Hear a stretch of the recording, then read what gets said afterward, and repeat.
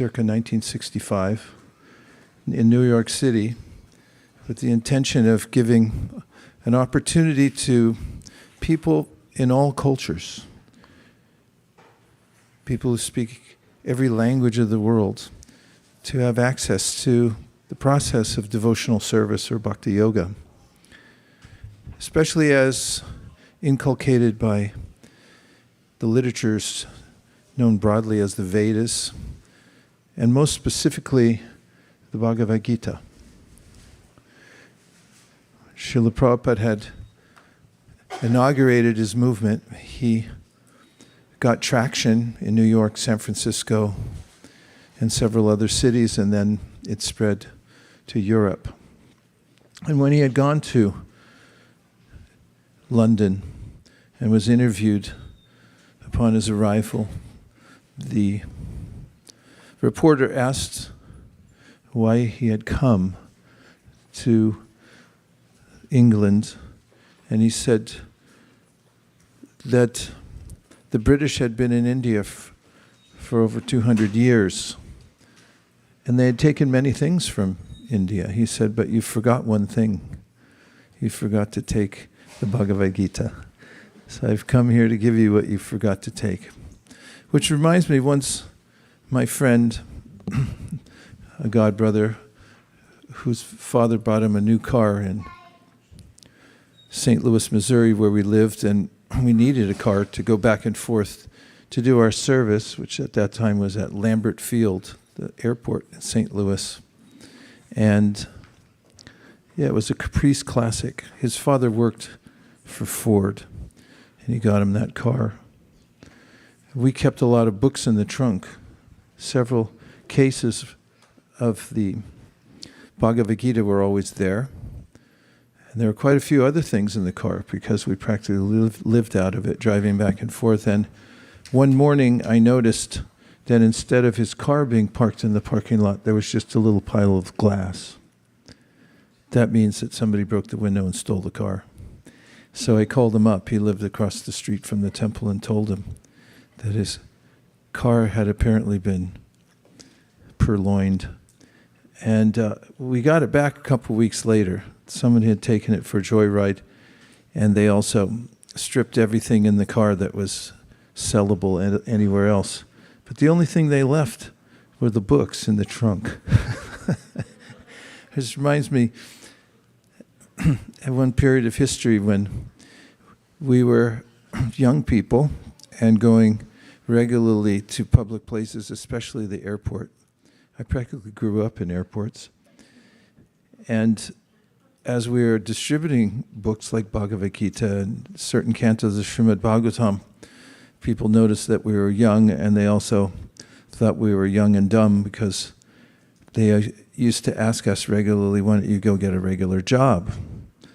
And it turned into a situation where oftentimes when we would show a Bhagavad Gita to somebody, they would abruptly grab it and walk away with it with a sense of satisfaction that they had gotten one over on a Hare Krishna. And we mentioned it to Prabhupada in Vrindavan in 1975 that this was going on. His response was, lucky thief. Those people who stole the car weren't so lucky. They took radio, they took the contents of our bags, whatever were in there, but they left the books. Too bad for them. As Srila Prabhupada had painstakingly expanded the Krishna consciousness movement to many places around the world and traveled extensively. Any of you who travel, especially air travel, it can be exhausting, right? Any of you just get back? Still have jet lag? It's not easy, and he started when he was in his 70s and went all the way up to his 80s. A few notes. And so it's remarkable that there are places all over the world where one can come and get instruction about how to practice devotional service, and also get association.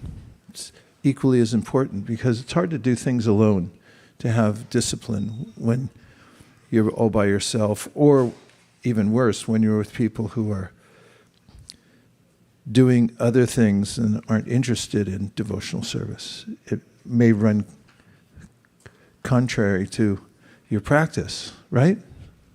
Yeah. So we are so grateful that he had started a society that everyone could be part of and take advantage of. And so here we are. May I have a Bhagavad Gita, by the way? So, as I mentioned, the Bhagavad Gita is one of the main books of the Hare Krishna movement. It's one of the main books of any spiritual practice.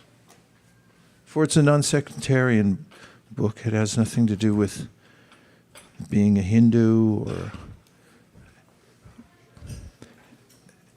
Krishna's not a religious fanatic. He's giving us clear and helpful information for us to develop a perspective, which I'm going to talk about in just a second.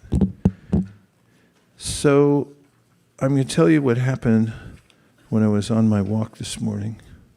One of my walks. I go on several walks a day. And should I be that vulnerable and tell you what I was thinking? Yes. All right. Well, I wrote it down, luckily for me, because I wouldn't remember exactly. I said, as I was thinking about things and about my life and about duties I had to do, and there can be some sense of angst in thinking about so many things. Yes or yes? Yes. So we have a lot to do. We're not sure how we're going to get them all done, or if we're going to do them in the proper way, or if we even know how to do them, or if we even want to do them. So all those things converge in the life of a normal human. It's complex. And this thought grew in me. It has actually been growing over the last few days, but it came to a conclusion as of walking. I never leave my house or anywhere else. I didn't even go to another room without my pad and paper, because I always have to have a place for my ideas to land. And it's the greatest tragedy for me if I get an idea and then I think, and then I'm lazy for half a second and I think I'll get it later. I don't want to go back in. And then later it's gone. And you tell somebody, I saw a UFO, and they go, yeah, right, sure. You got to get a picture of it. So same thing, it's important to get a picture of your thoughts when they come, especially if you're practicing devotional service, because writing down one's thoughts means that you can consolidate your realizations and act on them, which is really important, because integration of the ideas that we have in the Bhagavad Gita into our lifestyle is vital. It's not that we isolate and we have a life separate from our practice, our spiritual practice. Our life is our spiritual practice. And therefore, catching the ideas that come, metaphors, for instance, when you see something's analogous with something that relates to Krishna, that can be very helpful. In fact, you'll find that throughout the Bhagavad Gita. Krishna gives analogies. Can you think of one right at the top of your head? A boat on water, a candle flame, a turtle, a what? A tortoise, a lotus. I did a presentation at Salesforce a couple of years ago, and it was all analogies from the Bhagavad Gita. And those are useful. In fact, I read a book about analogies and metaphor, and the claim of the author, and I agreed with him after I finished the book, the world's run by metaphors. If you have the right metaphor, you can create change and improvement and bridges. If you get the wrong metaphor, you can derail yourself.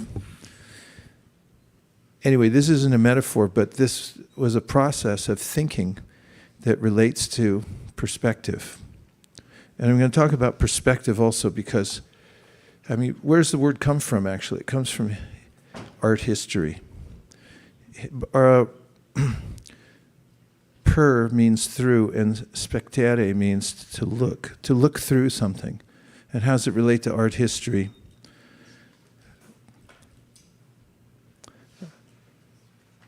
People started experimenting with art and drawing, and they discovered much that they could use in their in life, metaphors, for instance. And the invention of perspective came in Renaissance art. Filippo Brunelleschi in 1420 developed a linear perspective, and everyone's heard the names of Da Vinci and Raphael, right? Say yes. Because you just heard about them, and if you hadn't heard them before, you can still say yes. There are three major discoveries that they had: vantage point, horizon line, and vanishing point. These are all terms that deal with drawing, painting, and the history of art. Does anybody here study art history? Yeah, right. Sure, Vaish.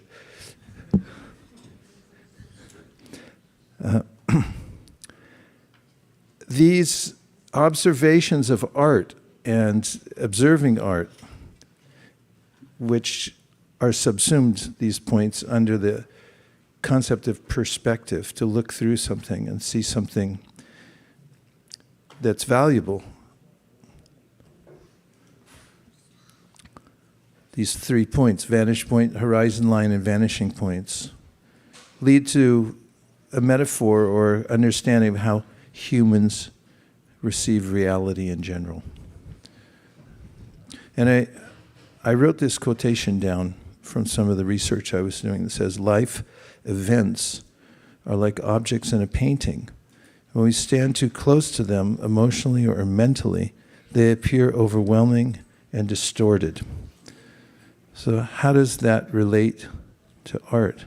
There's the principle of the vanishing point. Is anybody familiar with this term?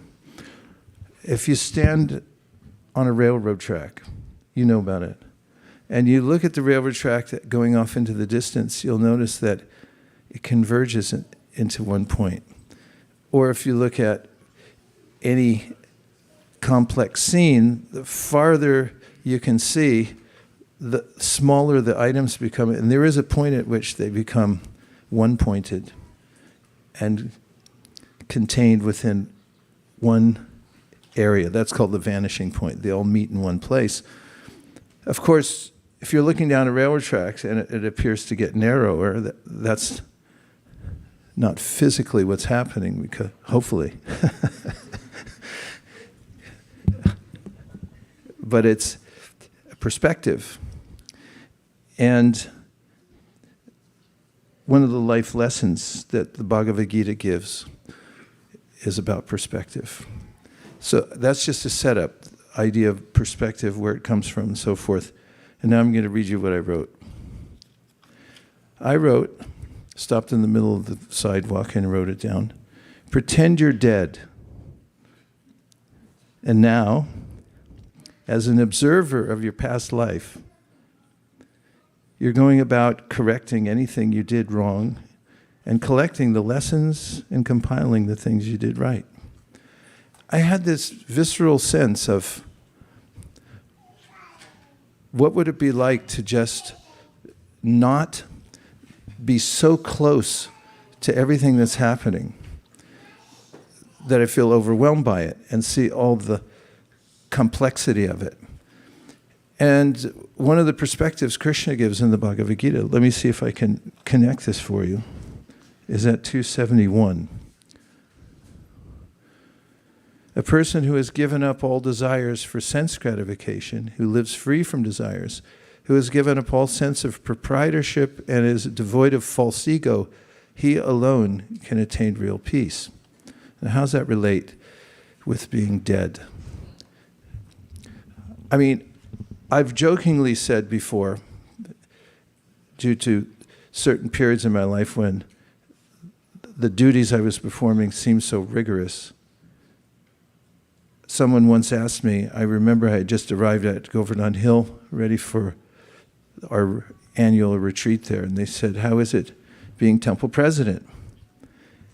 And I said, it's really nice because I don't mind dying. The idea of death sounds pretty good. And if we carry that further and just imagine, and I think I was ruminating on these things because recently several of my godbrothers just passed.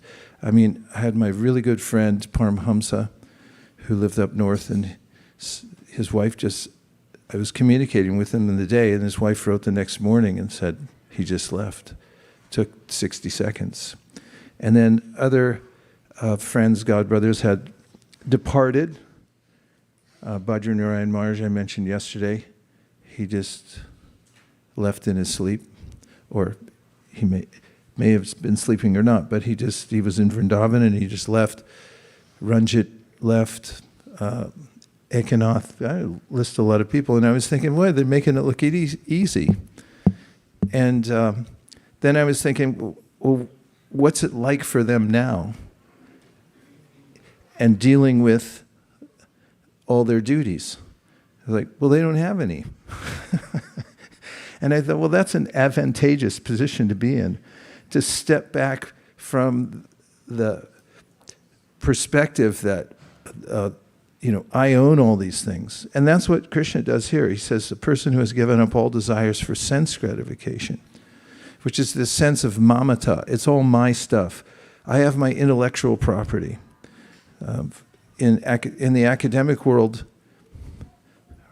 Radhika Raman was telling us, these very genius people that he works with, he said, they can give up everything. They live like sages. Except for one thing, they can't give up their intellectual property. They're so attached to it, they'll die for it. And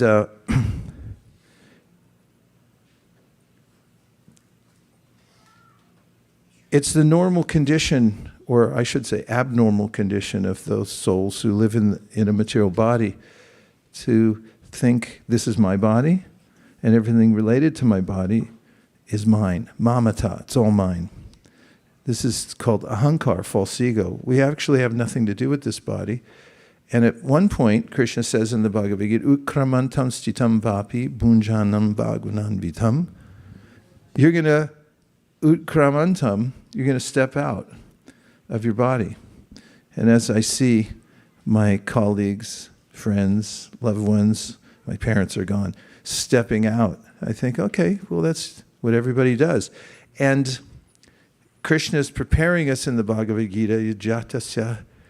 He says, if you're born, hi dhruvo mrityur, it's dhruva, it's fixed that you're counting down to dying.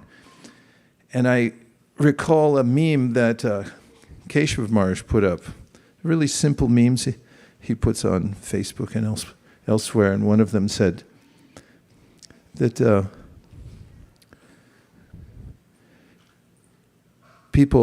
when people die, everyone acts really surprised. He said, but it's the only dhruvor, it's the only fixed thing.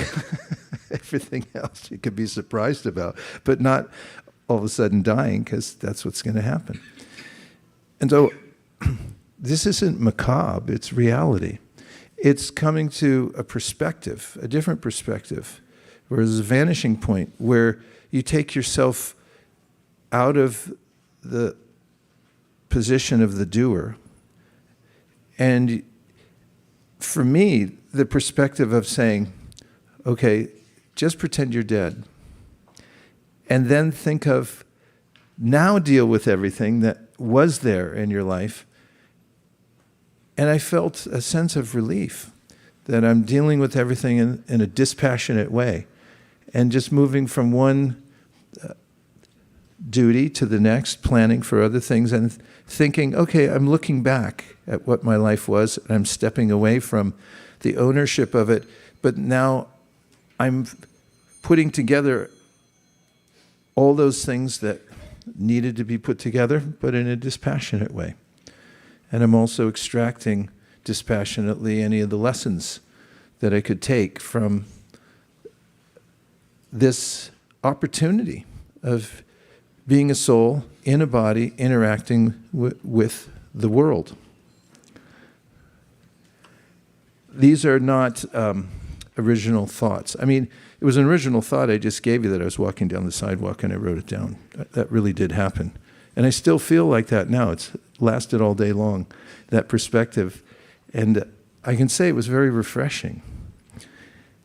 But I was doing a little research about the idea because I had heard somebody attribute the idea of die to live to Immanuel Kant, the philosopher. Well, AI didn't agree with me. He said, well, not exactly. That's not what he said. But there are other people who said the same thing, and here are a few of them. One of the Stoics, which is a group of philosophers, said, let us prepare our minds as if we'd come to the very end of life. It's an old thought. The Sufis, die before you die. Immanuel Kant, this is AI's opinion. Didn't take time to go into all the details, but his is related. He said, act from duty independent of personal inclination. This is very Bhagavad Gita-esque. He said, detach from outcomes. Make sure your intention is pure and sincere. But detach from the outcomes. Because what can we do other than our best effort in each circumstance? It's a kind of dying, giving up the false ego that I control this and I own it. And that's our problem, as Krishna presents in the Bhagavad Gita.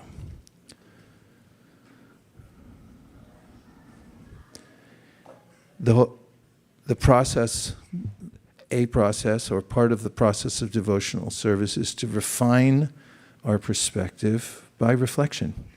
Look at our lives and see how we're interacting with the world and what our intentions are, and refine those intentions. It's a great lesson, has been a great lesson for me to learn. Here's something I've noticed from incidents in my life. Every incident is the beginning of a consequence. We are consequential because we're conscious beings, and everything we do and all the interactions we have, the thoughts we have, and how we express ourselves to others, there's always a consequence. And think about the word, like on Sesame Street, how they would break it up. Sequence. There's an unfoldment of a series of events that happen because of the way that I interact with the world. If you throw a stone in the water, then there's ripples. It's well known, right? Both things, the stone and also the consequence for action. What I've noted is the intention with which I do something is all important. For instance, let's just say I make an investment. Somebody entices me to make an investment somewhere. Has that ever happened to you? And they say, you can't lose, and this is, you're going to miss out, blah, blah, blah. If there's a molecule of attachment or greed, thinking, oh, somehow I'll beat the system and I'll enjoy because I got more than everyone else, I got in on the investment. I'm not saying you can't invest, but I'm making a point that if you notice in yourself a sense of greed or personal interest in that circumstance or any other circumstance, then the consequence is going to lead to entanglement in the world. So in this verse, Krishna is saying, a person who has given up all desires for sense gratification, someone, well, how are we going to be happy giving up all desires for sense gratification? We're happy by nature. It's the idea of sense gratification that makes us unhappy. because it's a false pursuit. In fact, the definition of a material desire is a desire you can never fulfill. Meditate on that one. Okay? Krishna says, who lives free from desires. It's like, where are you living right now? Well, I'm living on my own, free from desires. What happened to all your desire friends? I live free from them nowadays. And who has, he's describing the person who's in this refined consciousness, refined state of consciousness, Krishna consciousness, who has given up all sense of proprietorship. Proprietorship. Need a research department. Propriety, the idea that something belongs to me. He's given up all sense of proprietorship. Antithetical to the great American thrust towards crushing socialism and every person for him or herself in this world. And be an owner and invest and so forth. But this has to do with our interaction with the world itself and our understanding of what our purpose is here. So someone who's given up all sense of proprietorship and is devoid, that means there's nothing there of false ego. Such a person alone can attain real peace. I'm thinking of a verse from the Sri Chaitanya Charitamrita that says, Bhukti Mukti Siddhi Kami Sakali Ashanta. And the first line is, Krishna Bhakta Nishkam. So a Krishna Bhakta is one who thinks in terms of serving Krishna. That all my senses are meant to serve Krishna, and everything in the universe is paraphernalia to be used in Krishna's service. This is Krishna Bhakta Nishkam. So kam means material desire in this context, and Nishkam means they don't have any material desire, because material desire means I want it for me. Atta eva shanta means that therefore that person is what? Shanta. Yes. When's the last time you felt completely peaceful? Okay, forget it. Bhukti mukti siddhi kami sakali ashanta. This means that if you want something, and he names 3 categories of people. Bhukti means I need material goods. I have to upgrade my environment. Again, well, anyway, just the point is attachment to the sense objects for one's own purposes. Bhukti, mukti, and then the person who says, I'm taking my bat and ball and going home. Do you have that here? Do you have that in the culture of cricket? In baseball, it's like you're the kid, you've got the bat, you've got the ball, and then if you don't like the way the game's going, then we used to say you take your bat and ball and go home. But it's a cricket bat too, so you could do that in cricket also. Huh? All right. This is mukti.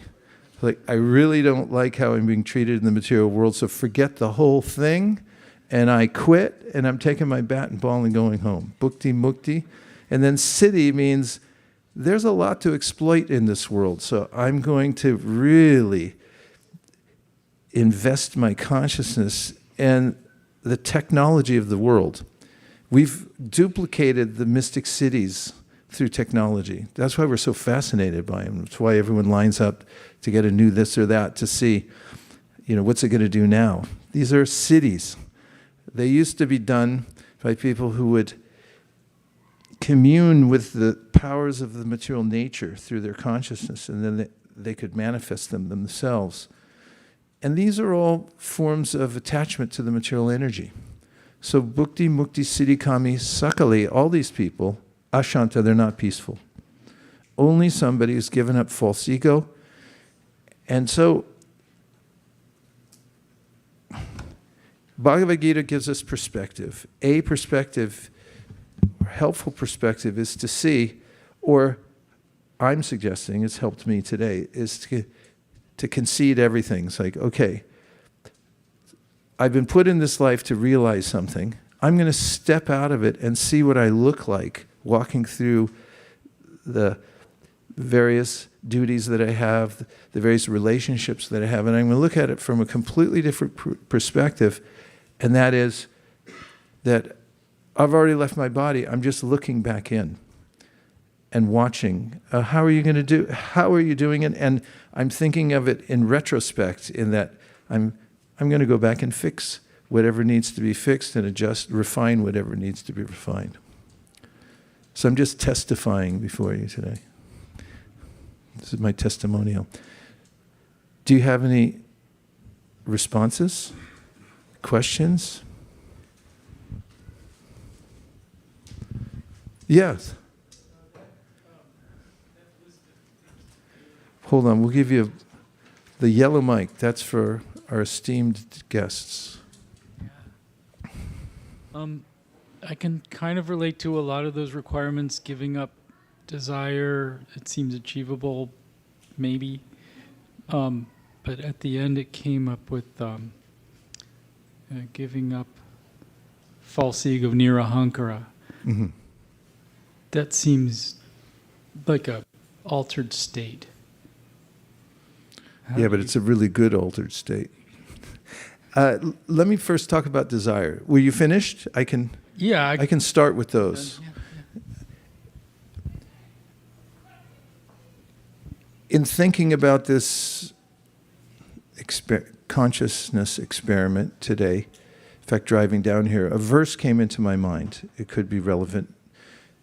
It says, Kamadinam katina katita palita durnideshas desham jatamayina karuna natrapa no pashanti utsrijaita mata yarupate samprata labdha buddhis tamayata sharanam apayamam yukshma madasye. Such a beautiful prayer by a soul who has realized that material desires are an entrapment. And whatever we claim to be ours imprisons us in this world. And this person uttering the prayer is reviewing how things have gone by living desire to desire, trying to fulfill various desires. So he says, Kama dina katina katida palita durnideshas. Durnideshas means these desires have been my masters. But what kind of masters? Bad masters. If anybody's ever had a bad boss, ha ha ha ha. And then he says, I'm reviewing what it's gotten me, which is no time off, no mercy, no real fulfillment at all. They've never done any for me. And I've never questioned them. I've only pursued these desires, and they've done nothing for me. I've tried to do everything for them, and they've done nothing for me. So he says, Utsri Jaitanata Yarupate Samprata Labdha Buddhis. He said, but now I've gained my intelligence. Buddhi means intelligence, as you know, and Labdha means to gain. So I have this inspiration now. I've gained this intelligence that my desires have been misdirected. Now, Utsri Jaitanata Yarupate, he's thinking of Krishna. He's thinking, Krishna, I want to serve you. So my desires are going to be to fulfill your desires. That's how one deals with desires. We can't stop desires because it's the nature of consciousness to be active. And activity means desire, followed by an endeavor to fulfill something. But as Krishna says in the Bhagavad Gita, he gives us this formula that works every time. It's bhoktaram yagatapasam. He says, desire for me. Think of how you can give to me and serve me, and have your desires based on what my pleasure might be. And gyatva mam shantam richati. Again, he mentions this word shanti. He said, if you do that, then your desires will make you happy. You'll be satisfied by that. So that's about desires. And then the idea of giving up, did you say it, false ego? The ahankara. Yeah, that's what I was experimenting with today. Think, how much will people care after you die? I mean, life goes on, right? I remember 9/11. We live close enough to the San Francisco airport that we can see planes coming and going. And they stopped for 3 days, I think. Or maybe it was only 2. But it sure was less activity than normal. And I thought, okay, that's it. Everything's going to stop. And then a minute later, I thought, nah, they'll be right back. Whatever it takes. You know, like ants. If you accidentally turn on your hose and it floods an area in your yard, have you ever seen this? And all the ants come up because there's a flood going on. They just rebuild. They're powerful ants. They don't drown. They just rebuild everything painstakingly and methodically, and they go back to it. Living entities are relentless because they're always alive and always going. No matter where you put them, they always make a comeback somehow, and they emerge out of any material condition. And so, how did I get there? But anyway, I've been talking about death, and I know this is a family show. What'd you hear in church today? Yeah, it was all about death. Kanka wants to say something. Please go ahead. Hi, Krishna. That's the most interesting thing that Maharaj Yudhisthira, just when he was at the lake, he said, people cannot, think that they're going to die. They go on and on and on, and they don't realize that, like you said, when you're born, that's the sure thing is that we're going to die. And then the other point I wanted to make is that Prabhupada would talk about being actors on a stage, that we're like actors, so we can't be attached to our roles. We have to be detached, and that can help become peaceful if we don't take it so seriously, each role that we have and whatever happens to us. Yeah, and that's what I was getting back to. Thank you. Those are two very important anecdotes. That if you think about your own death, and this is something the Upanishads do for us, is Vayura nilam amritam atedam bashmantam shariram om krito smarakritam smara. You got to work with me here a little bit. Krato smara. Yeah, he's alive and he's speaking and he was saying, oh, I'm imagining my body as bhashma, ashes. That's a nice meditation because once you do that, yeah, I know this is a heavy class. Once you do that and you realize, what is it like? What if everything was burned to ashes? I remember Sean Penn, you know the actor Sean Penn?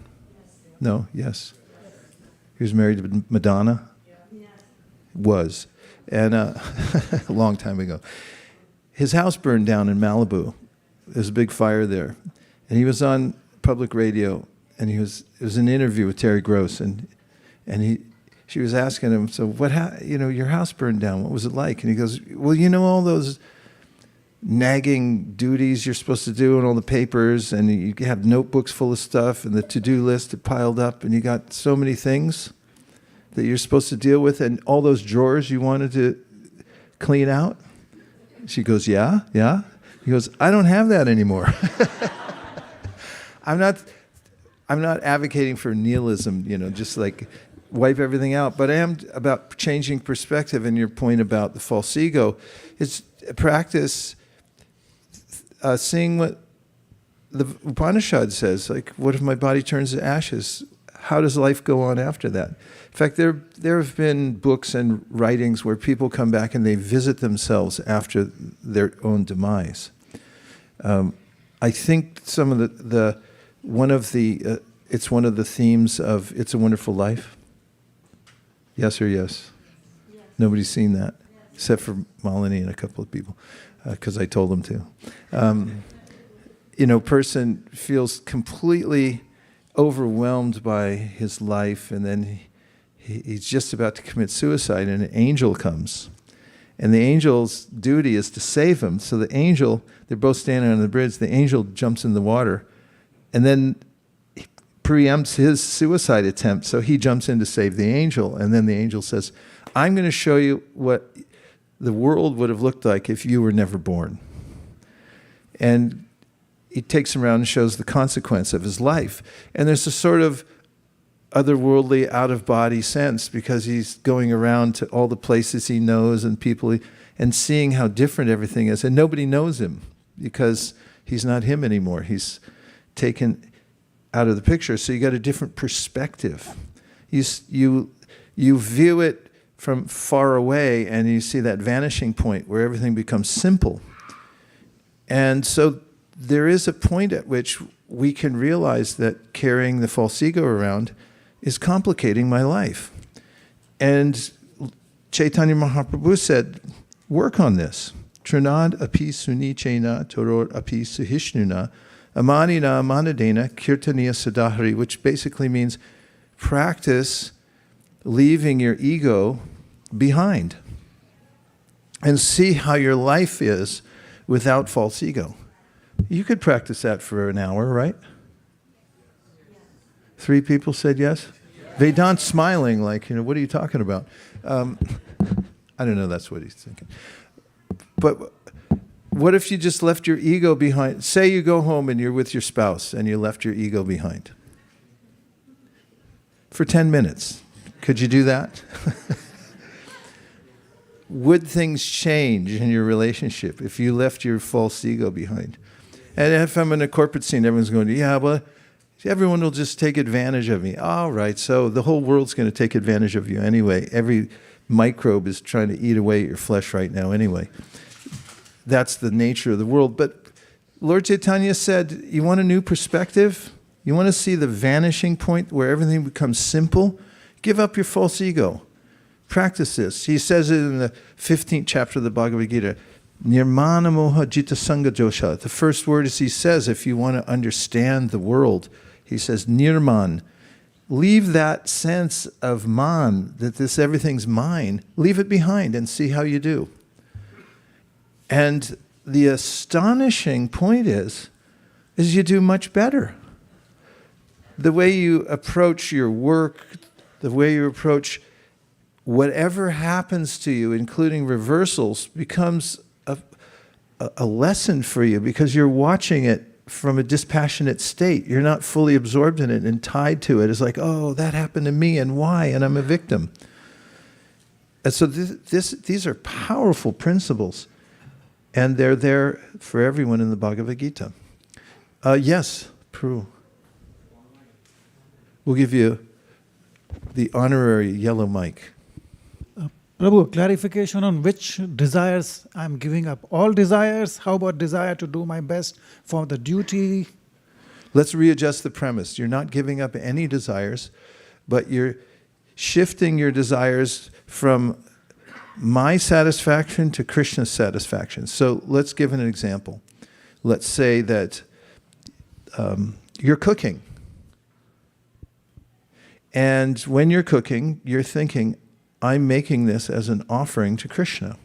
Now, can Krishna eat it? Absolutely. He says in the Bhagavad Gita, Patram pushpam palam toyam yome bhaktya prayachati taraham bhakti paritam ashnami paritatmana. Oh, I see 2 up on the board. 1 second, I'll be right to you. He says, if you offer me something with love and devotion, I'll eat it. Ashnami means he'll eat it. He'll taste it. And so there's a really big difference between, fine cooking for oneself and fine cooking for Krishna. Because the cooking's there, the activity, the desire to make something, but you're thinking, I want to satisfy Krishna's senses. And that's the main point. That's the switch. When you turn that, that's when people feel peaceful, happy, and there's a vanishing point. All the complexity goes away. You have a different perspective.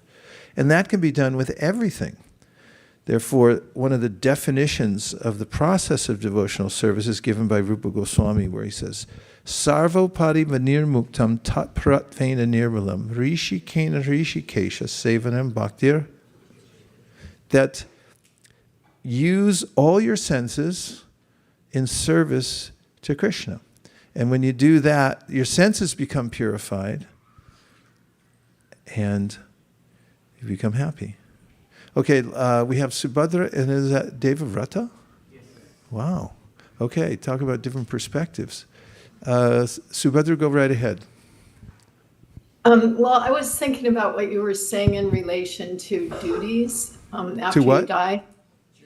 Doing you like when your friends After you're dead, left, and then you just right. and they okay. have duties. Yeah. And also, you talk about momentum sometimes. So I was thinking of it in relation to momentum. Like I have a friend who's also gravely ill, and I was thinking it must be hard when you're always concerned about taking care of your family, and then you face the prospect of leaving, and then you're kind of worried, what's going to happen to my family? I won't be able to serve them anymore. But then I was also remembering how when my mother-in-law left her body, Hridayananda Maharaj said that devotees don't sweat the geography. He said, Shamapriya wanted to serve Srila Prabhupada when she was here. And when she, wherever she goes, I'm confident that she's going to want to serve Srila Prabhupada. And so I thought that was a nice way to think about. I mean, I'm sure my friend's also thinking she's taking care of her family for Krishna. But like, we have to be so careful to make sure that our momentum we're building up is serving Krishna. And like, just even chanting Hare Krishna, we're like human beings, not human doings. So we also want to be in this space where we're just meditating on like serving and being with Krishna. So that's the momentum with them. Anyway. Thank you, Subhadra. Some very helpful points.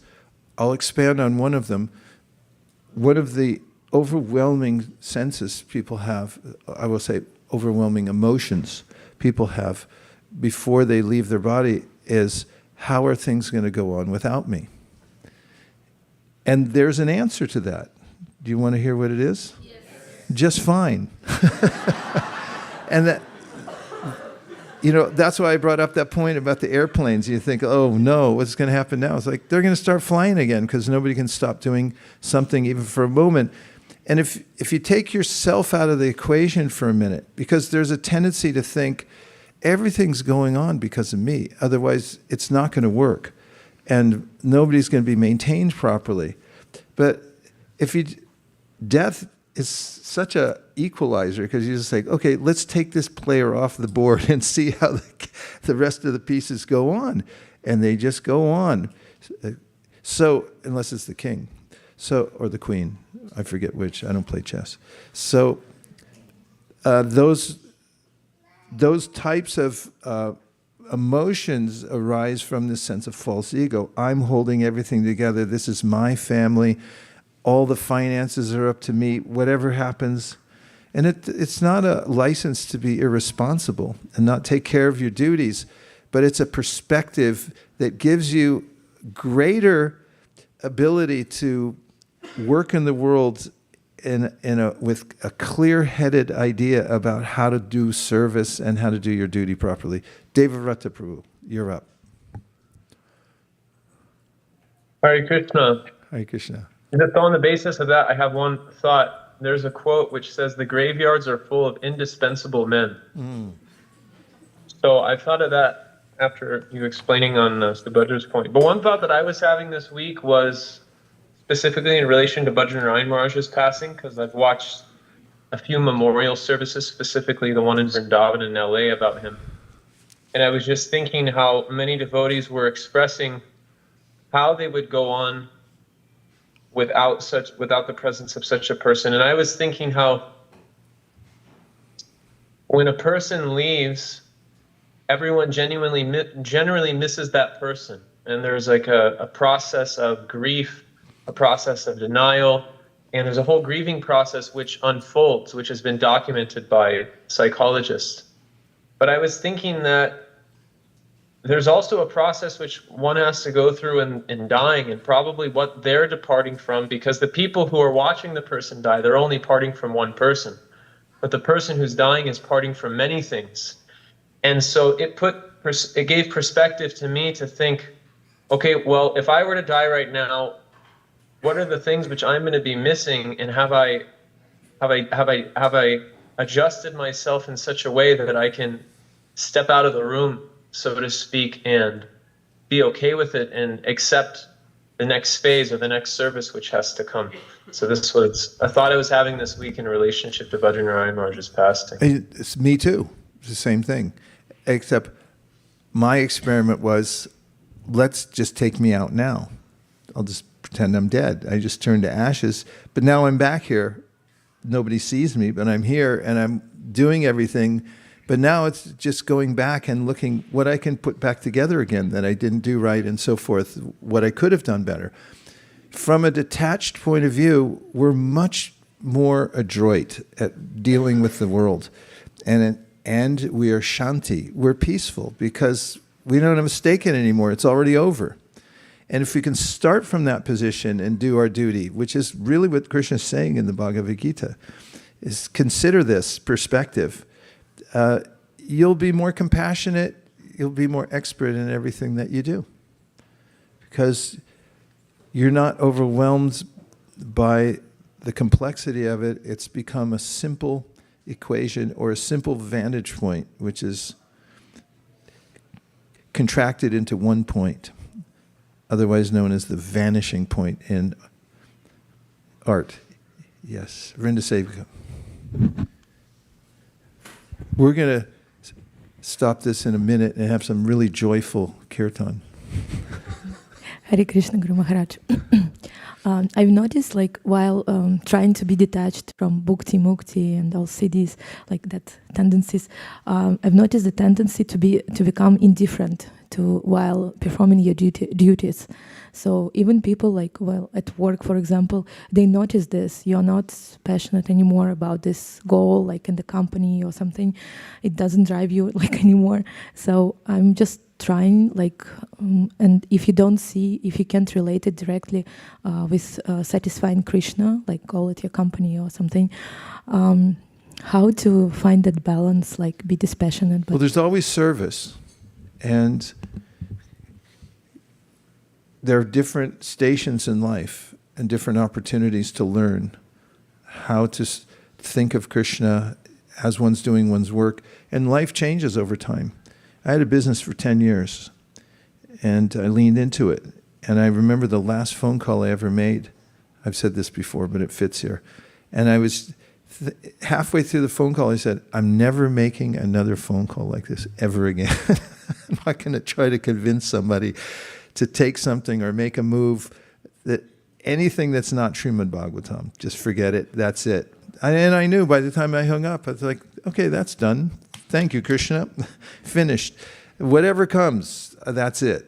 And we'll have that experience in this lifetime by practicing Krishna consciousness. We have lessons to learn at every level. When everyone's depending on us in the family or in our job, we have to be there, and otherwise, what are the circumstances? Of course, from another perspective, we kind of don't have to be there in a sense. Some people just say, like, okay, I'll do something else. I'll just serve Krishna. So from whatever vantage point we're in, we can always learn how it's affecting us, and we can also experiment with seeing how it feels to offer it to Krishna. And when it becomes rote or completely boring, we won't be able to abide in that for very long because we're pleasure seekers. We want joy, right? That wasn't very enthusiastic. Yeah, I know. Yeah, I guess so. Yeah, we just want to be happy. Living entities just want to have fun. That's Cyndi Lauper. So, you know, that's who we are. We're faked out by this. It's a prison house, the material world. And it said so in the Bhagavatam that if you don't have Krishna consciousness in your house is a prison. I was driving here and I was thinking, this is the most boring architecture in the world. I'm sorry, but it is. I mean, they blew it here in Silicon Valley. Everything's a boring box. It makes me want to barf. I mean, you look at the cars, they're squares. You look at all the buildings, they're just squares. And now they're building all these apartment complexes to get in there, you know. You want electric, you want gas, sorry, you get electric, you know, keep it, you know, that's your destiny. Is get in there, and then you go to work, and there's another box, and then another box in a box, and then you have to look at a box, and the whole thing's just, it's a prison. And we're entrapped in a body that's like a box. It's an embodied situation where we're locked in. There is a way to get free. That's the Bhagavad Gita, big announcement to the world. You want to be free, free your consciousness. You're holding on to something. You don't have to. Serve Krishna. Transfer your desires to serve Krishna's senses. And it's joyful. Krishna says in the Bhagavad Gita, Raja Vidya, Raja Guyam, Pavitram Idamuttamam, Pratyaksha Dharmyam, Susukam Kartamam. He said, this is the most fun you're ever going to have. And it keeps increasing. It's Susukam Kartamavyam. It's eternally a pleasurable experience to be in Krishna consciousness. And that's what Srila Prabhupada brought. And everyone saw him and they said, I want to be like that. Because he's working, he's flying, he's dealing with millions of dollars and writing letters and everything's going on. And he has desires, but they're all to serve Krishna. And did he enjoy it every moment of his life? Yes. Even in the complexity, he was happy because he was doing it for Krishna. That's the secret of life. And it's non-sectarian. It's a principle that's in the Bhagavad Gita. It has nothing to do with some religious process that's restrictive. It's meant to free everybody from this confinement of limited consciousness, contaminated by the idea that I'm going to be happy on my own without Krishna. So on that note, we can chant Hare Krishna. So chanting, yes? Another question? Please, go right ahead.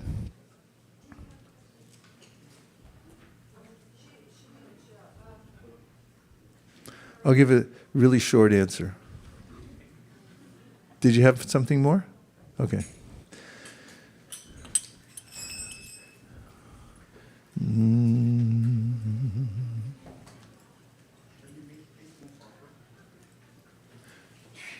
Do the China thing for a change.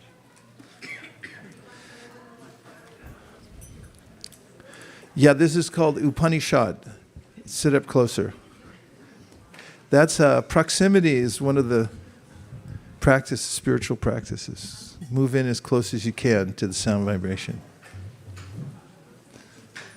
Namo Om Vishnupadaya Krishna Preshtaya Bhutale Srimate Bhaktivedanta Swami Niti Namine Namaste Saraswate Deve Gauravani Pracharine Nirvishesha Shunyavadi Paschatya Deshatarine Jaya Shri Krishna Chaitanya Prabhu Nityananda Sri Advaita Gadadhara Shiva Saridora Bhaktivinoda. If somebody thinks they can play the tambourine, it's a real bear. I'm taking a break from it because I'm getting carpal tunnel. But if you can keep a downbeat with that thing, then more it'll add to the kirtan.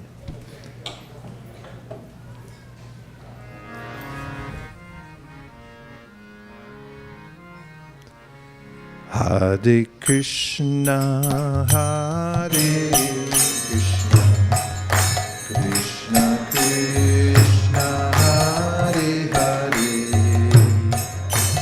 Hare Rama, Hare Rama, Rama Rama, Hare Hare.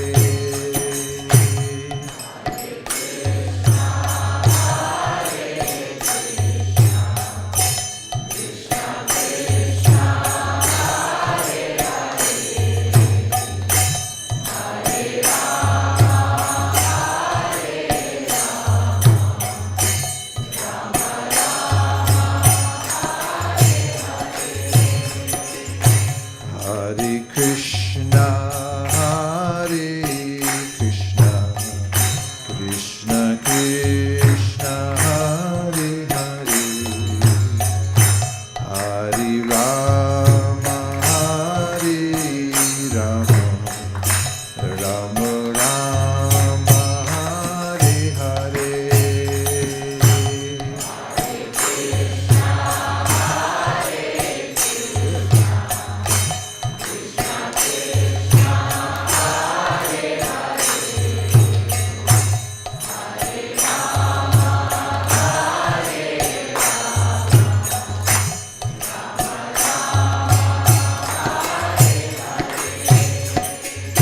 Hare Krishna, Hare Krishna, Krishna Krishna, Hare Hare, Hare Rama, Hare Rama, Rama Rama, Hare Hare.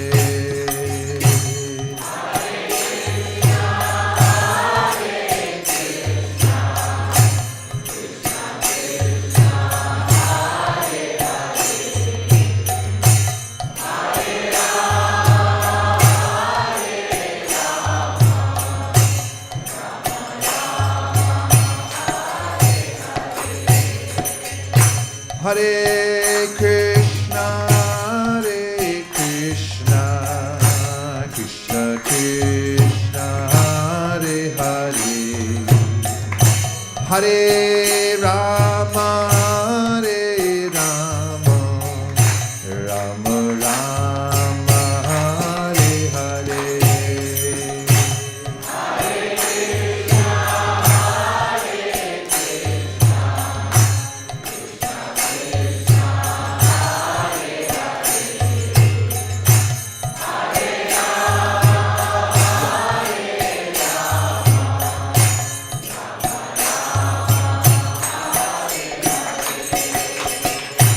Hare Krishna, Hare Krishna, Krishna Krishna, Hare Hare, Hare Rama, Hare Rama, Rama Rama, Hare Hare.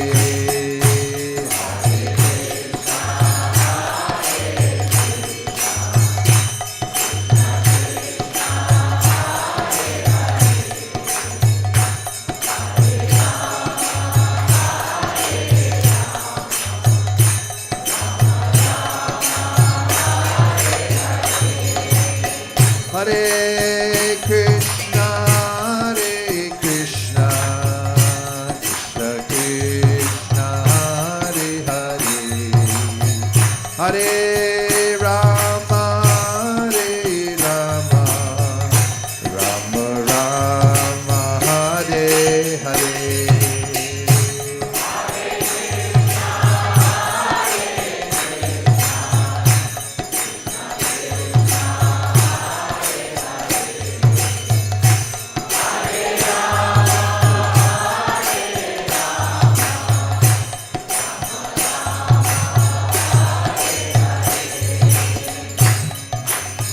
Hare Krishna, Hare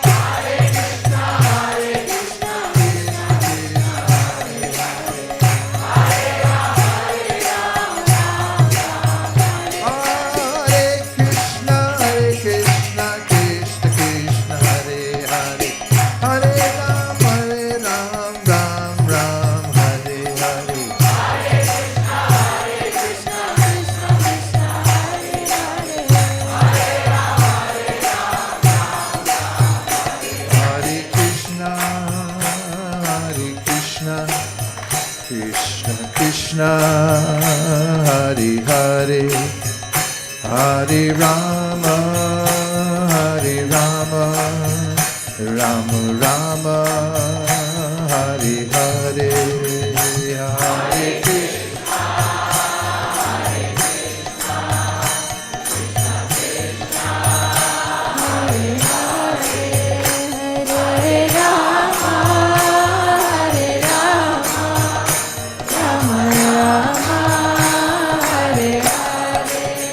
Hare Krishna, Hare Krishna, Krishna Krishna, Hare Hare, Hare Rama, Hare Rama, Rama Rama, Hare Hare.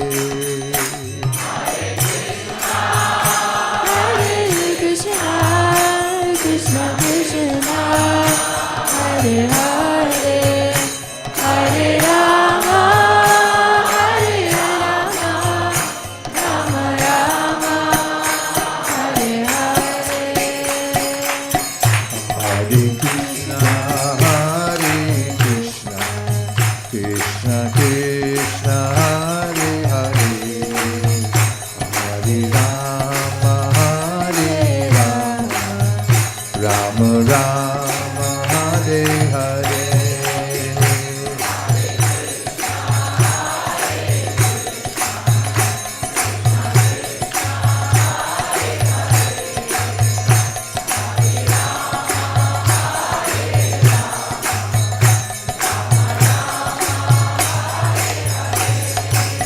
Hare Krishna, Hare Krishna, Krishna Krishna, Hare Hare, Hare Rama, Hare Rama, Rama Rama, Hare Hare.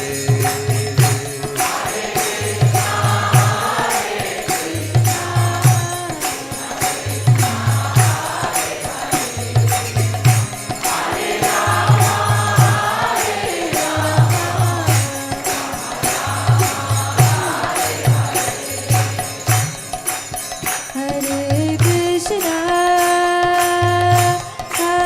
Hare Krishna, Krishna Krishna,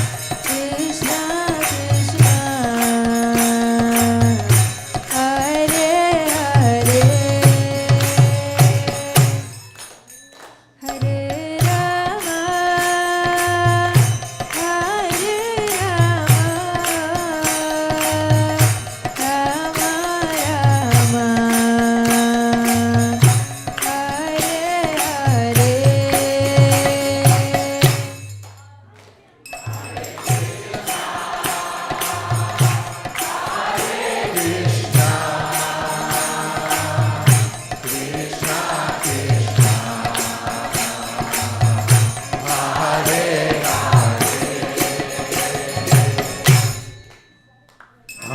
Hare Rama,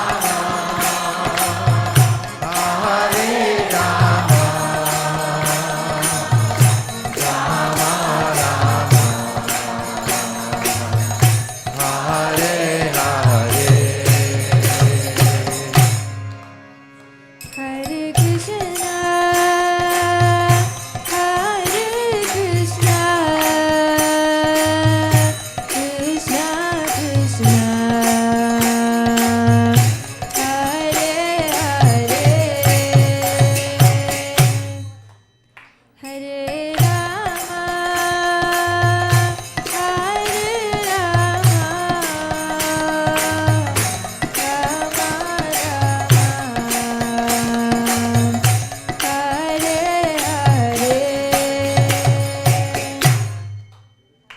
Hare Krishna,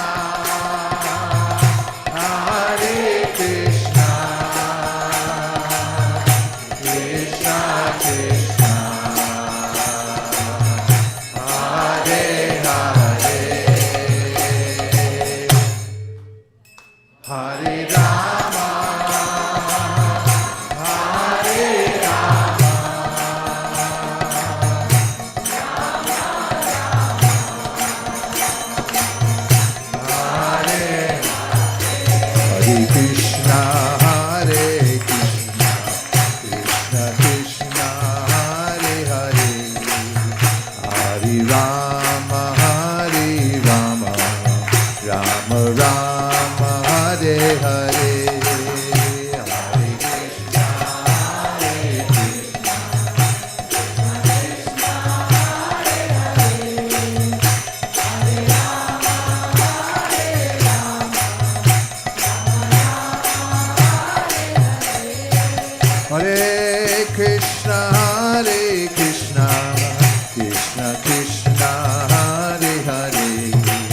Hare Rama, Hare Rama, Rama Rama, Hare Hare.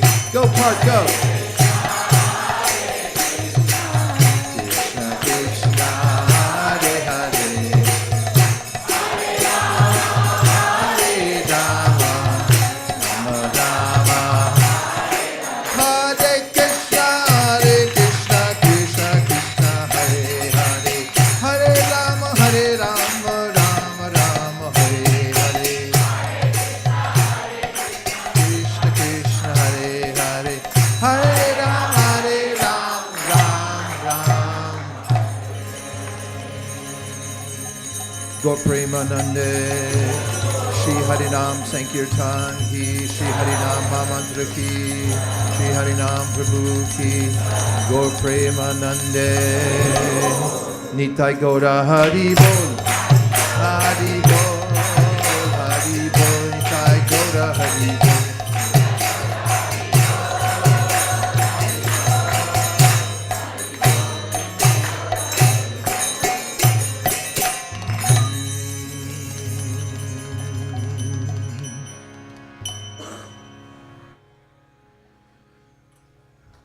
Well, we got our work cut out for us because we have to take care of our own minds and senses. That's a full-time job.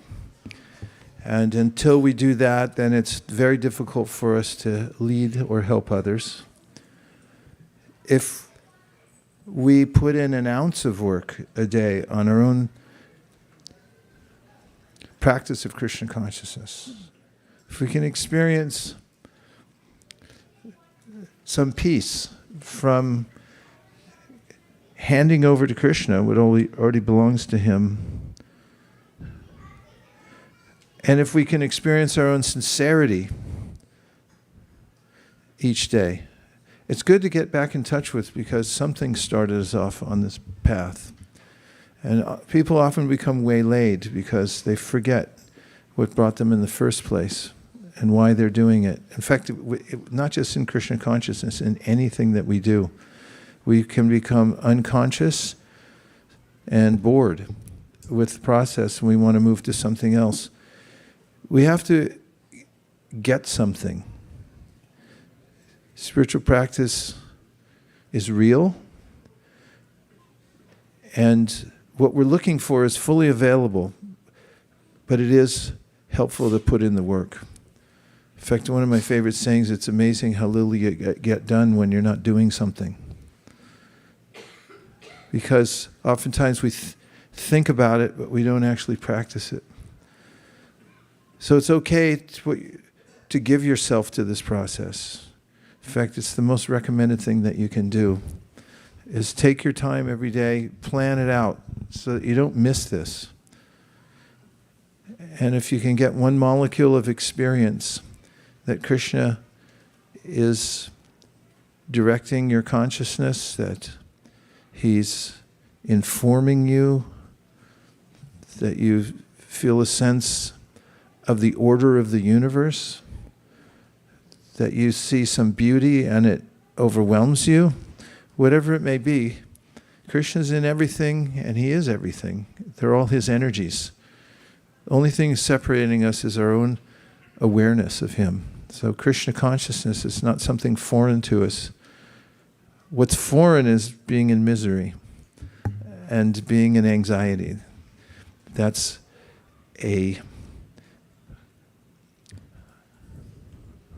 what is it? What? Anomaly. Thanks, that's a good word. It's an anomalous situation. So, in a few minutes, we're going to practice one of the main tenets of bhakti, which is dancing. Tonight's a dance party. And we noticed when we traveled recently, those of us who went to South India, we were traveling around like a bunch of vagabonds from one place to another, staying wherever they put us, jumping in vehicles. We didn't even know where we were going. Well, we knew where we were going, but we didn't know how we were going to get there exactly. We just go. And one of the things that kept us going was we were reading in the Sri Chaitanya Charitamrita about Lord Chaitanya, who went to South India by himself, and everywhere he went, he danced. When he went to temples, he danced before the deities. It's a beautiful thing to do. Sometimes we isolate it and think, well, that's for, Bharatanatyam dancers. No, it's for everybody. The Bharatanatyam and the whole culture of dance everywhere comes from this sense of human expression of the heart. The aesthetic behind it is very beautiful. And spiritual practice should be visceral. One of the most visceral experiences is dancing for Krishna while chanting his names. So don't miss it. Some cultures, people, like oftentimes when we go to corporates and we do the Hare Krishna mantra, everyone sits there like this. And they go, okay, let's get up and dance. And once they get up and dance, they go nuts because it's so nice. They go, you mean we can do this? No, it's recommended. So we're going to have a Hare Krishna dance party. We do this also down at Lytton Plaza. If you really want to have some fun, come on down, because once every month we have this huge festival down there, and people come off the street to dance. We have a big sign, a neon or a sign that's electric, and a digital. It announces "Never miss a chance to dance." And so a lot of people want to jump in because they don't get an opportunity. But here's our opportunity. This wood floor, notice, this is springy. It's got a little give to it. It's not marble hard, so that could hurt your feet. And if you want to dance step, it's really simple. I'll show you really quick. This is called the Swami. You just cross one foot over the other like this. Hare Krishna, Krishna Krishna, Hare Hare, Hare Rama, Hare Rama. Can you see? You think you could do that? And there's other variations of it. But another thing, if you try putting your hands up, it opens your heart, and you can give your heart to Krishna. And if you have any complaints, just complain to Krishna. He's the only one who can fix anything anyway. So don't complain to other people. Just tell Krishna, my life is horrible. Could you please make me happy? And then he will. And you just put your hands in the air. And just now we're going to pick up all these asanas, put them back in all the containers. We'll roll up this rug really fast. And if you have a couple extra minutes when we finish that, then just introduce yourself to somebody that you've never met before. We have face recognition on these cameras, so if you're talking to a friend, we're going to bust you, and you'll be washing pots in a few minutes. Okay, we'll see you in a minute, right back here on the dance floor. Ladies on this side, men on that side, we'll see you there. Hare Krishna.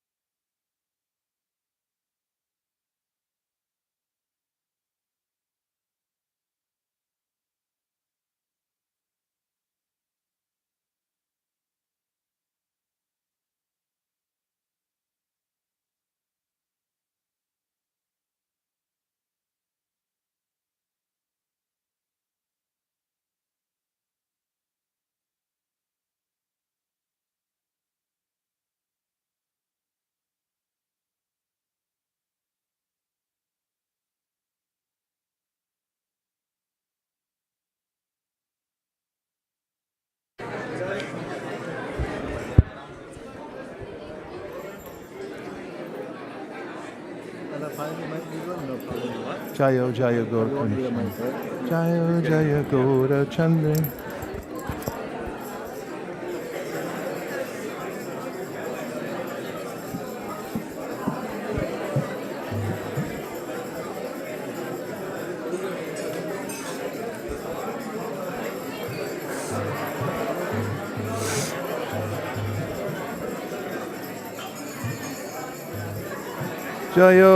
Jayo Jaya Gaura Chande Aroti Koshoba Shiva Jaya Jaya Gaura Chande Aroti Koshoba Kiba Jaya Jaya Gaura Chande Aroti Koshoba.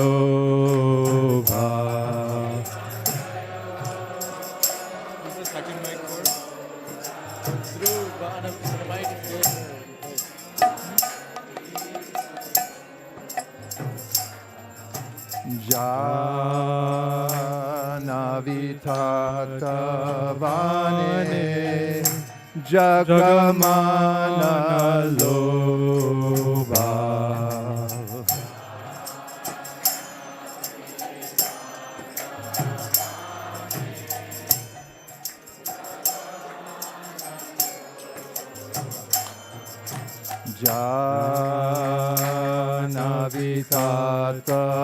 Janavitatavane Jagamana Loba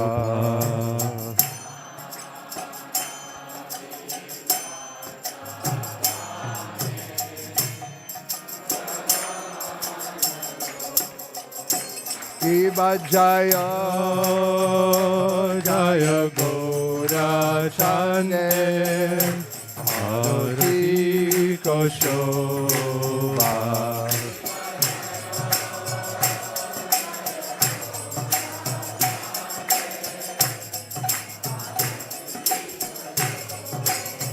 Kiba Jaya Jaya Gaura Chande Arati Koshoba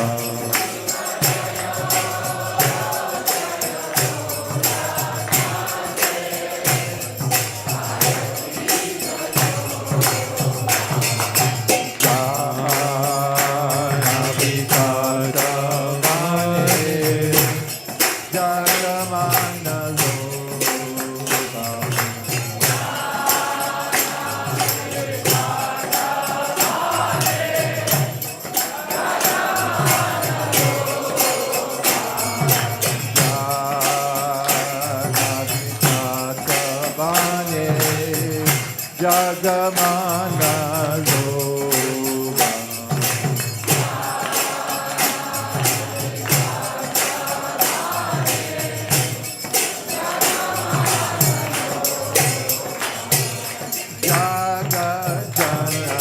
Jagajanamana Loba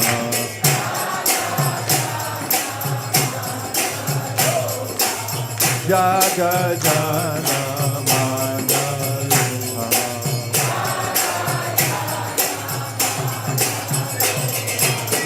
Gaurangera Aroti Koshoba Jagajana Mana Loha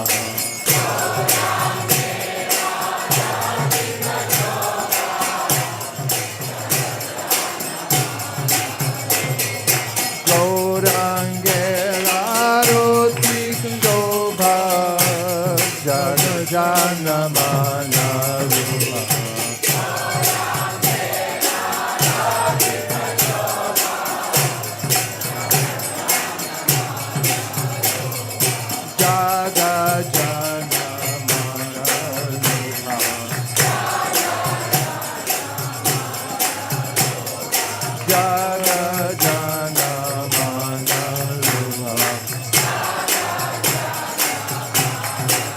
Hari Bol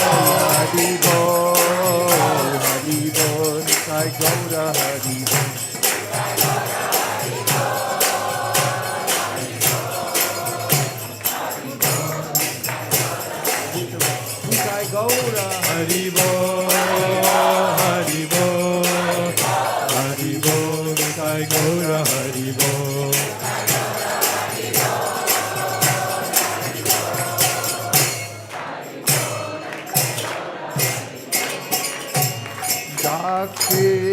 Dakshine Nitai Chan Vande Gadadhara.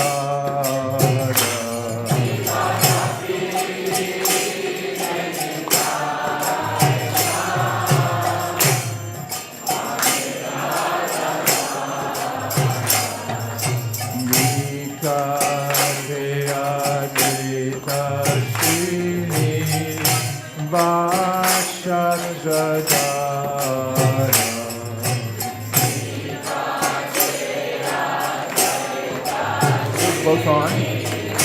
Both.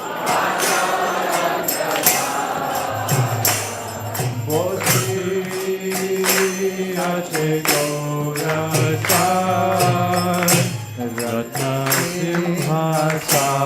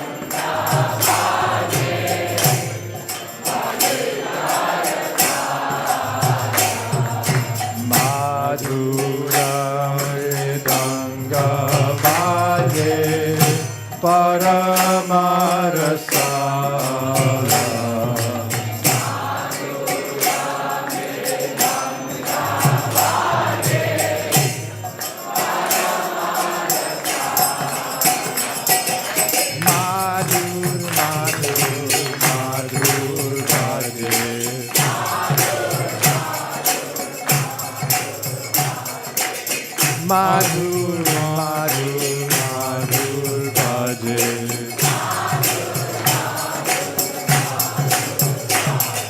Kanka Bhaje, Kanta Bhaje. Madhur, Madhur, Madhur Bhaje.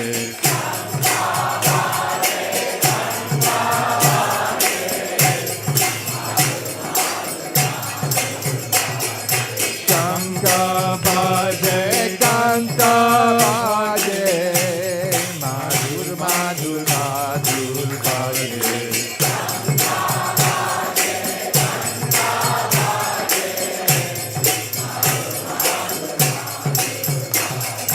Madhur, Madhur, Madhur Bhaje.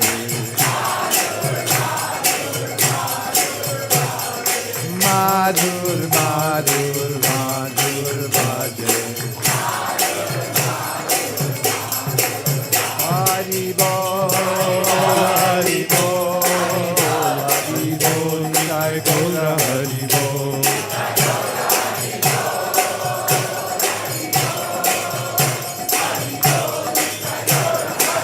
Jai Gaura Hari Bol, Hari Bol, Hari Bol, Jai Gaura Hari Bol.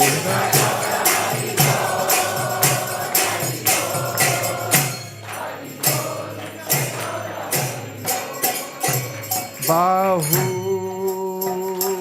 Koti Chandra Jini Vadana Ujala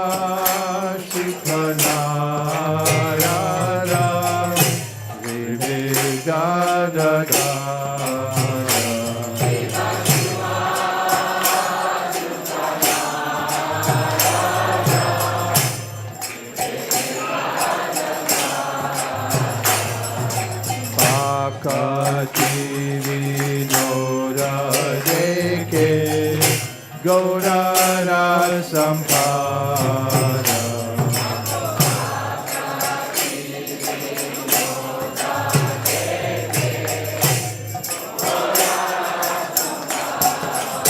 Shiva Jaya Jaya Gaura Chande Adoti Koshobha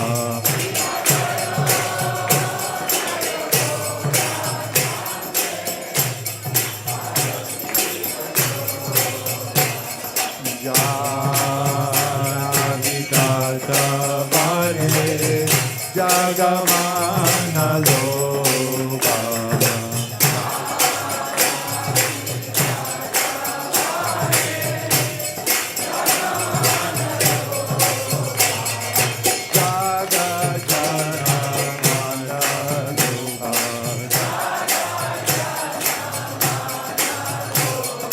Madhur Madhur Madhur Madhur Jaga Jana Mana Loba Shiva Jaya Jaya Gaura Chande Aroti Koshobha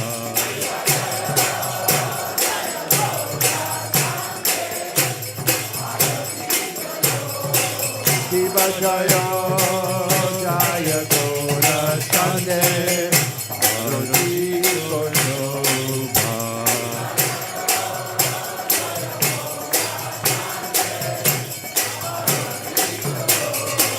Hari Bol Hari Bol Hari Bol Nitai Gaura Hari Bol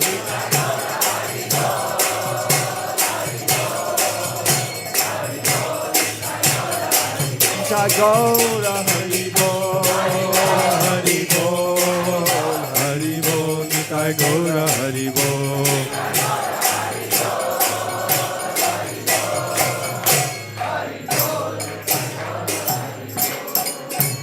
Hare Krishna Krishna Krishna Hare Hare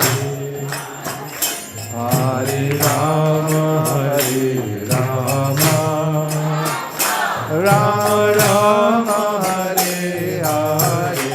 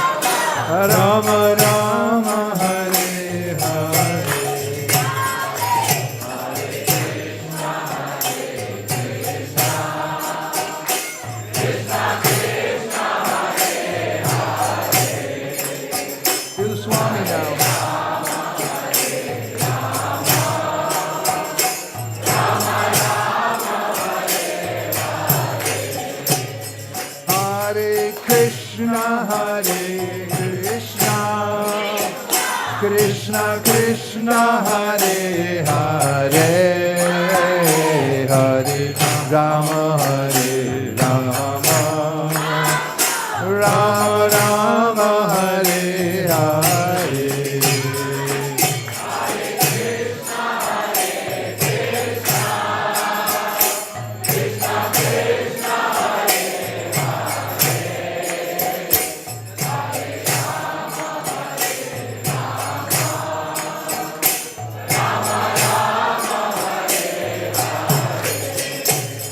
Hare Krishna, Hare Krishna, Krishna Krishna, Hare Hare, Hare Rama, Hare Rama, Rama Rama, Hare Hare.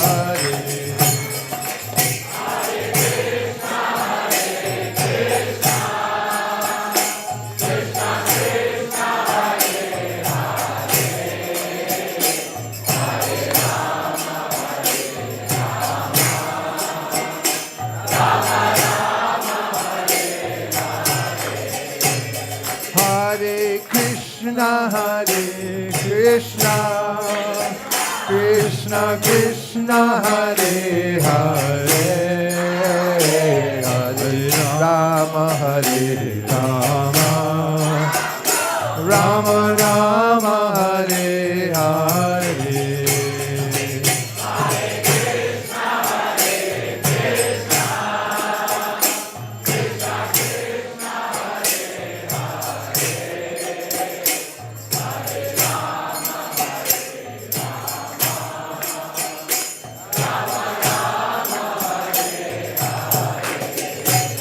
Hare Krishna, Hare Krishna, Krishna Krishna, Hare Hare,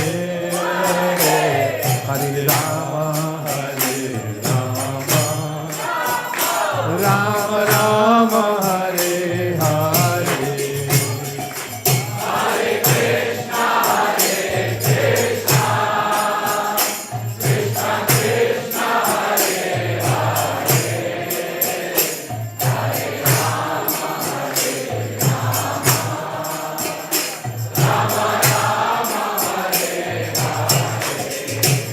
Hare Krishna, Hare Krishna, Krishna Krishna, Hare Hare, Hare Rama, Hare Rama, Rama Rama, Hare Hare.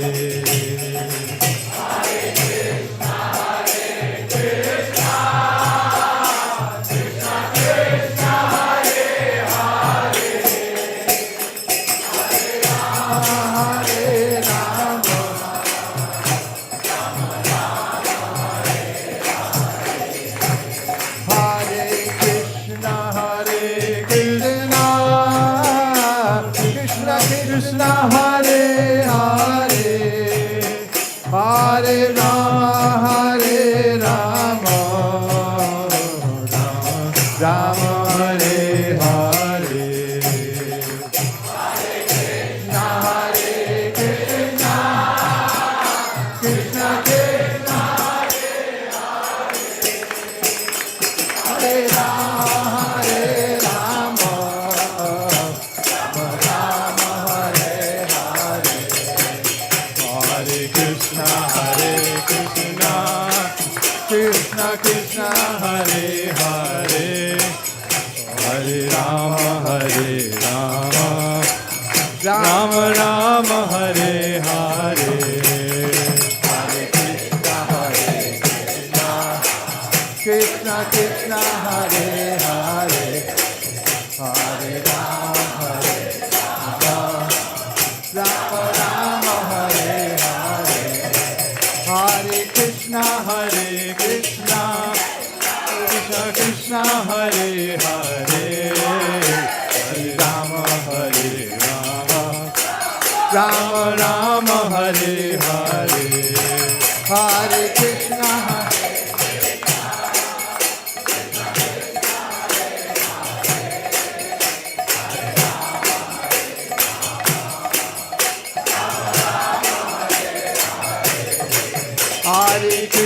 Hare Krishna, Krishna Krishna Hare Hare, Hare Rama Hare Rama, Rama Rama Hare Hare, Hare Krishna Hare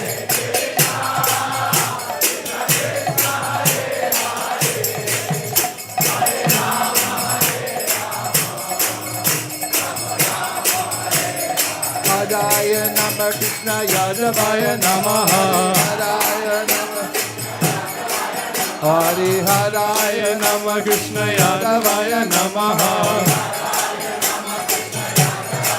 Hari Hadaya Nama Krishna Yadavaya Namaha, Hari Hadaya Nama Krishna Yadavaya Namaha.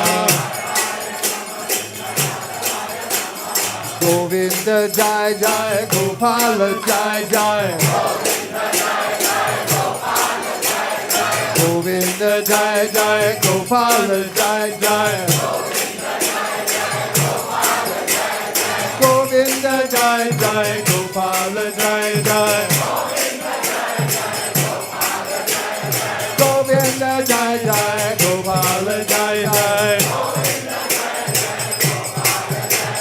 Govinda Jai Jai, Gopala Jai Jai, Govinda Jai Jai, Gopala Jai Jai, Govinda Jai Jai, Gopala Jai Jai,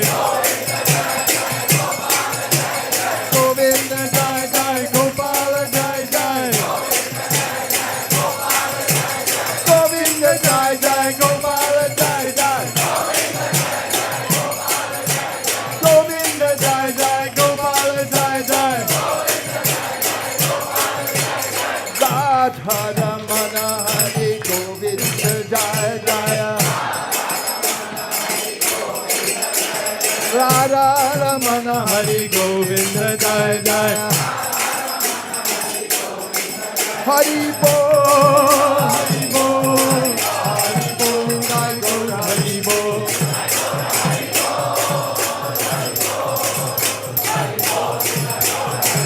Jai Gaura Hari Bol, Hari Bol, Hari Bol, Jai Gaura Hari Bol.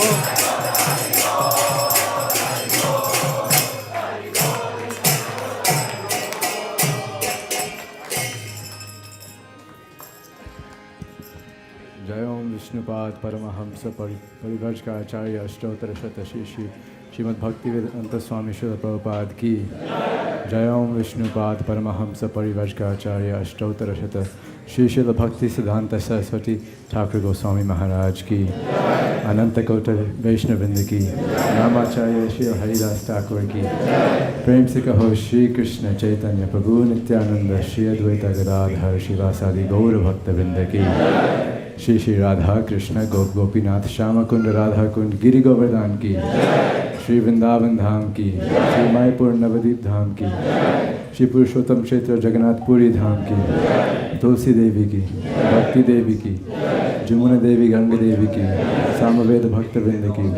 All glories to the assembled devotees. All glories to the assembled devotees. All glories to the assembled devotees. All glories to Shri Shri Guru and Gauranga. Nitai Gaur Premanande.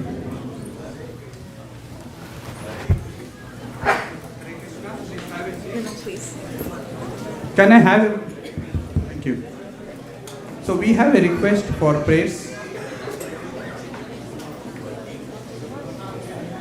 Our Her Grace Manjari Gopika Mataji's grandmother, Ishwari Mulchandani Mataji, she left her body yesterday. She was 94 years old.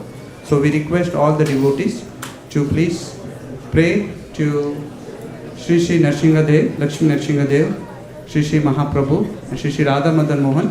If they so desire, please protect her and give her shelter at their lotus feet. Thank you for considering the request. Hare Krishna. Namaste Nara Shringhaya.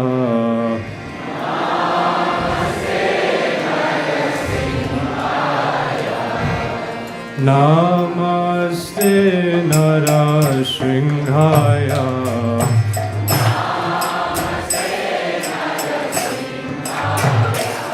Prahlad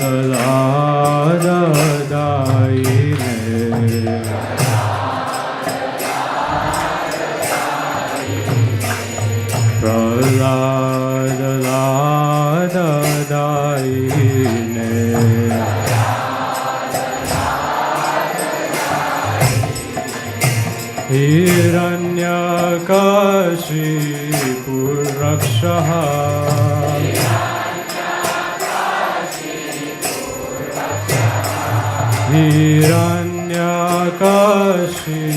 हिरण्यकाशीपुरक्षः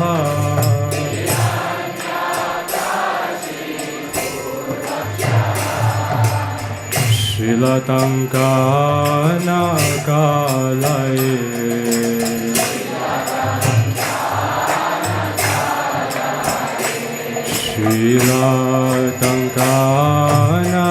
श्रीलङ्कानाकालये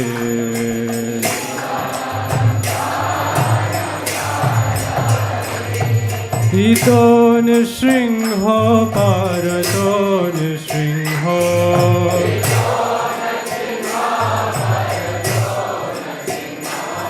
हितो नृसिंह परतो नृसिंह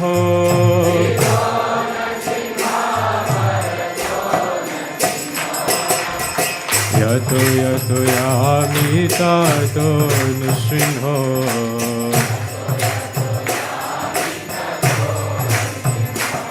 यतो यतो यामि ततो नृसिंहो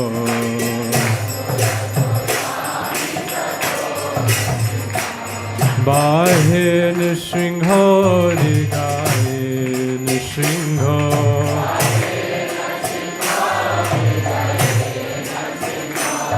बाह्ये नृसिंहो हृदये नृसिंहो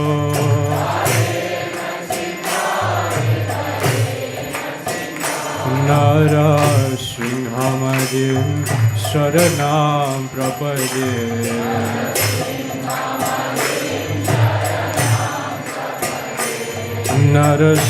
नरसिंहमदिं शरणं प्रपद्ये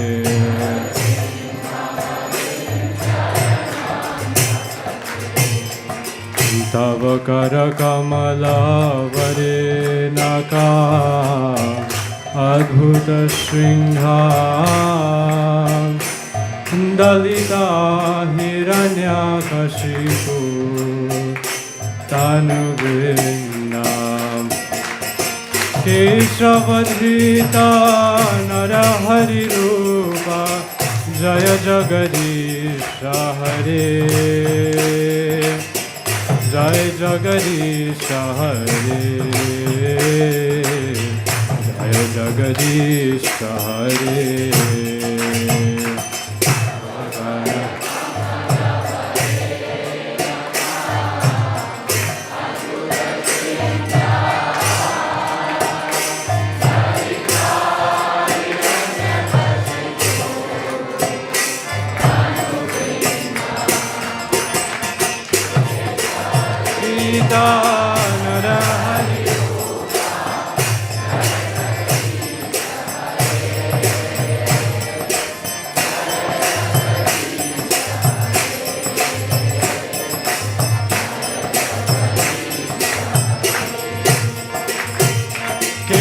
केशवधृता नरहरिरूपा जय जगदीश हरे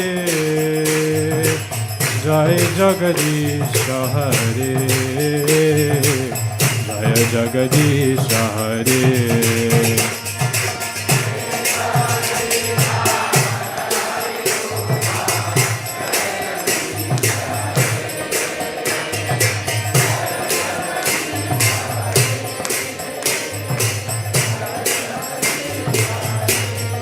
जय नृसिंहदेव नृसिंहदेव नृसिंहदेव जय नृसिंहदेव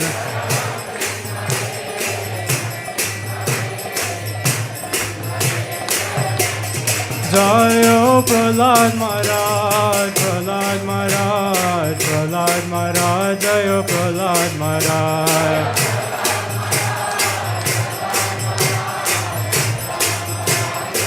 निताय गौरा हरि बोल हरि बोल हरि बोल निताय गौरा हरि बोल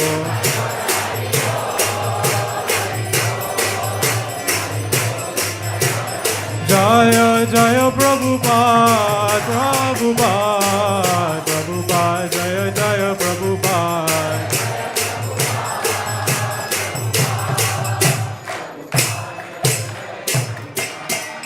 Nrsingadev Bhagwan ki, Bhakta Prahlad Maharaj ki, Nitai Gaura Premanande.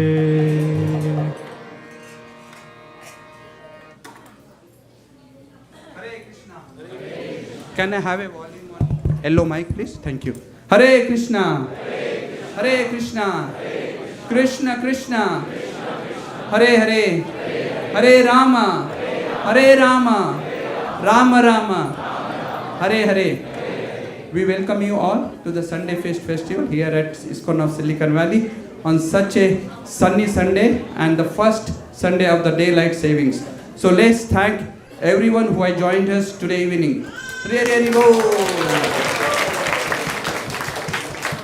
We'll also like to thank all our online viewers as well. Please give them a big round of applause. Hare Bol. Today's talk and discourse was brought to us by His Grace Vaisesika Prabhu. Let's express our gratitude and thank him for an excellent discourse tonight. Hare Hare Bol. We'll also like to thank His Grace Vaisesika Prabhu for leading an ecstatic Gaura Aarti. Hare Bol. And His Grace Bhakta Dhruv for leading Narsingha Aarti. Hare Bol. Anyone who is coming here for the first time,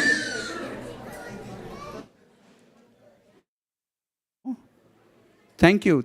Even I see some new faces, maybe they just stepped out, but thank you for coming, and thank you all our regular devotees for joining us today's Krishna Katha here at ISKCON of Silicon Valley. So let's chant all the newcomers to bring the auspiciousness in their life and on all our lives. Let's chant one Mahamantra.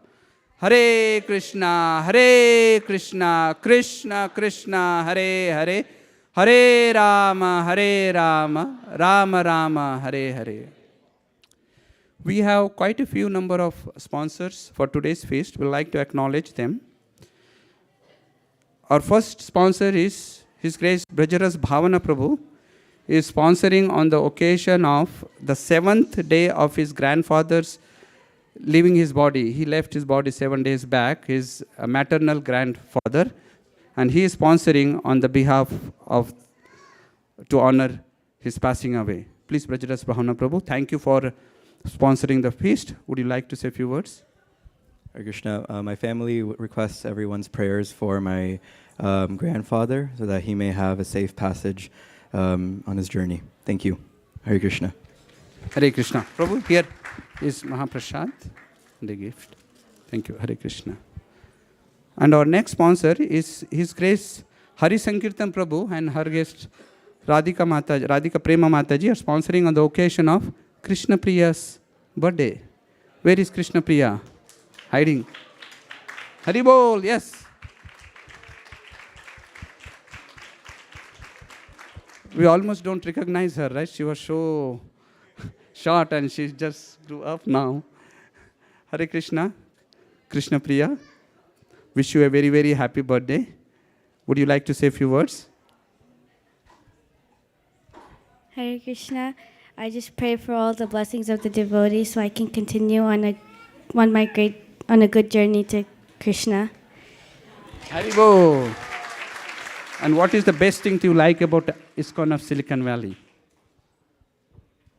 The community and the kirtan.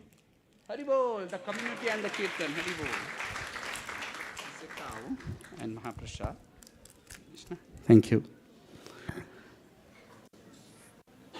And the next sponsor is also for a birthday, and this is the first birthday. Her Grace Brajanath Prabhu and Her Grace Champaka Gopi Mataji are sponsoring on the occasion of Bhavya Radha's first birthday. Haribo! While they come, we'd like to announce the next sponsor, Shipra Agrawal Mataji. As you know, she is sponsoring all throughout the February and all the Sundays of March. So let's thank her for sponsoring the feast today also. Haribo! And Her Grace Krishna Prabhu is also sponsoring today's feast on the occasion of his great uncle, in the honor of great uncle who left his body recently. So let's thank him for sponsoring the feast, and let's pray to his Sri Radha Madan Mohan, Sri Lakshmi Narsingha and Sri Mahaprabhu if they so desire, to grant him shelter as their lotus feet. Thank you for considering the request. Hare Krishna. Hare Krishna, Champaka Gopi Mataji and Rajanath Prabhuji. Thank you. Thank you for sponsoring the feast. We can't believe that Bhavya Radha is already one. You know, she was born here at ISV. As you know, a lot of ISV kids are born here. Actually, devotees are getting married here in the community. Now we are having the babies, and you see a lot of kids are coming into ISV. It's our good fortune. They are very, very special kids to actually get born in this community. Very fortunate. And thank you for sponsoring today's feast. And we are very, very happy to celebrate Bhavya Radha's first birthday here at ISKCON of Silicon Valley. Thank you. Would you like to say a few words? Hare Krishna, dear devotees. We are very fortunate to be here at ISV under the guidance of His Grace Vaisesika Maharaj and Her Grace Nirkala Mataji. We humbly, kindly seek your blessings for our dear Bhavya Radha, that she grows up to be a nice devotee and always serve Lord and His devotees, and that she is always attached to the lotus feet of the Lord, has association of wonderful devotees like yourself, and has friendly relationships with everyone. Thank you so much. Hare Krishna.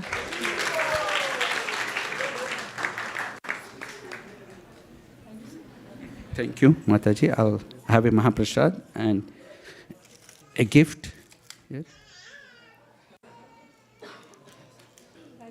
Thank you, thank you. And we will like to invite Atharva for announcing to today's cooks. Atharva, please announce today's cooks. Hare Krishna, dear devotees. Today's cooks are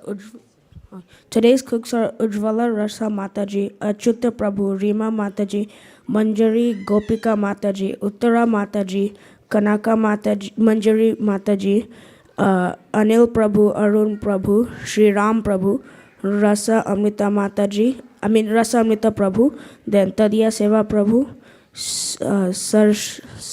Sarisha Mataji, Aditi Mataji, Lalita Mataji, Chaku Ben Mataji, Navin Prabhu, Bhavika Mataji, Prajakta Mataji, Apramay Prabhu, Janika Prabhu, Kanha Prabhu, Rishi Prabhu, Ajay Prabhu, and Ruchi Mataji.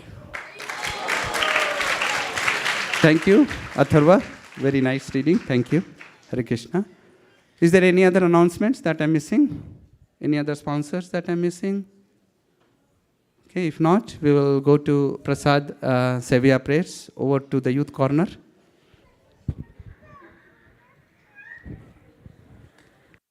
Sharira vidya jodendriya kaheka jive file vishaya sagore karmadya jivayati lobhamoy sudhamati take jita katina samsare Krishna badodoyamoy karibare jiva jai Swaprasadal Dilobai Seyanamrita Parada Krishna Gunaga Premedako Shri Chaitanya Nita Mahaprasade Govinde Nama Brahmani Vaishnave Svalpa Punyavatam Rajan Vishwasone Vajayate Sadhi Sarva Dukhanam Anurasya Pajayate Prasanna Chetaso Yashu